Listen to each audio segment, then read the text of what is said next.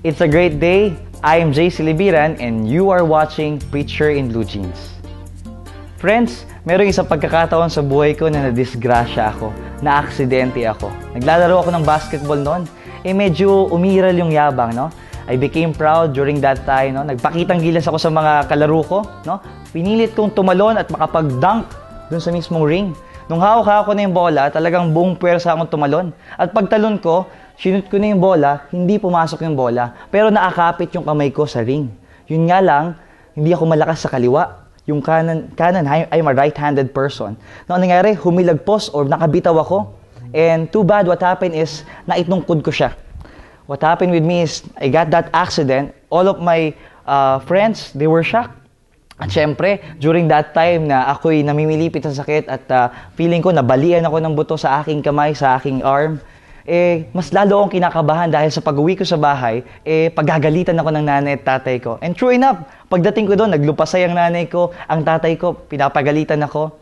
During that time, I was just thinking of, Lord, sana maging okay ako. Yun yung prayer ko in my heart.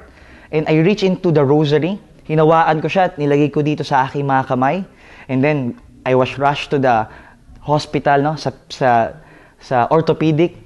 Kinakabahan ako kasi hindi ko alam kung anong mangyayari sa akin. When we were already at the hospital, kitang-kita ko yung mga nakapila, yung mga ino-opera, yung may mga antena. Nakakatakot. At titingnan ko pa lang sila, binabaray na yung kamay nila. Takot na ako. I was in deep fear during that time. But again, I held on to my faith. Sa kabila ng aking mga takot, nagdasal ako. At Panginoon, sabi ko maging okay ang lahat. All will be well. To cut the long story short, what happened is after my x-ray, after everything, as if a few minutes lang yung naging pag-asikaso sa akin ng doktor and everything went well. I was casted for a number of months. And then right now, as you see me, I don't have broken bones. No? It was just a dislocation. Praise God and thank God. No?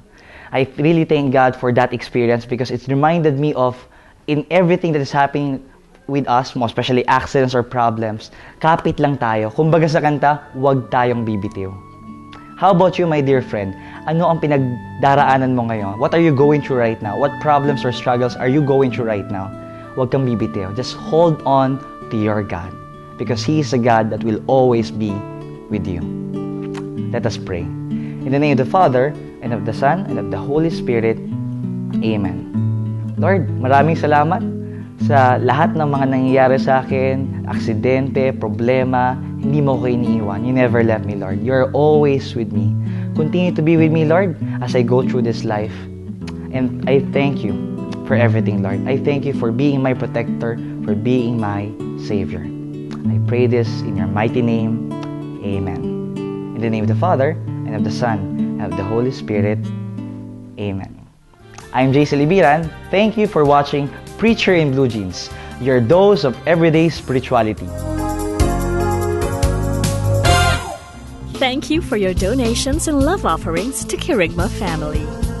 Your generosity allows us to spread God's word through broadcasts like today's episode. May God bless you abundantly.